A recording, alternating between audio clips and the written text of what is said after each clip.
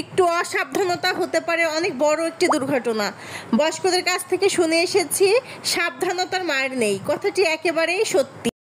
তোমরা 6 বছরে যে মেয়েটিকে দেখছো আমার ননাসের মেয়ে, যখন ওরা বেড়াতে আসে, যেহেতু আমার হাজব্যান্ড মামা হয় সেহেতু সেই সুযোগটা কাজে লাগায়, ছোট ছোট ভাগ্নিদের শরীরের উপরে উঠিয়ে দেয়, বলে তোরা পারা আমার শরীর। ওর নাকি তাহলে খুব ভালো লাগে। যাই হোক, মহিষী মাও এরকম ওর শরীরে উঠছিল এবং বারবার নামছিল, খেলা করছিল।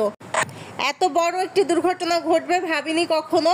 আসলে আমাদের চোখের সামনেই তো ছিল, কিন্তু তারপরে যেরকম হতে পারে এই চিন্তাটা যে একটা অ্যাক্সিডেন্ট এখানে হতে পারে, এই চিন্তাটা মানুষকে অনেক অ্যাক্সিডেন্ট থেকে বাঁচিয়ে দেয়।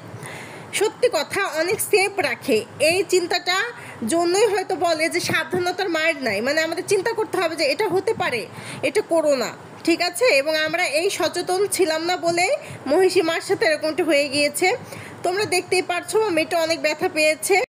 আমরা যখন যে অবস্থাতেই থাকি না কেন, আমাদের সবসময় সতর্ক থাকা উচিত যে এটা হতে পারে। আমাদের পঞ্চেন্দ্রিয় যদি আমরা কাজে লাগাই তাহলে কিন্তু আমরা অনেক বিপদ থেকে দূরে থাকতে পারি। আমাদের বাসায় কিন্তু আমি আমার 2 বাচ্চাকে নিয়ে একাই থাকি। ওর বাবা যেহেতু অফিসে চলে যায়, সারা দিনে আমি কিন্তু যত কাজই করি না কেন আমার চিন্তার মধ্যে থাকে আমার 2 সন্তান কি করছে, কোথায় যাচ্ছে।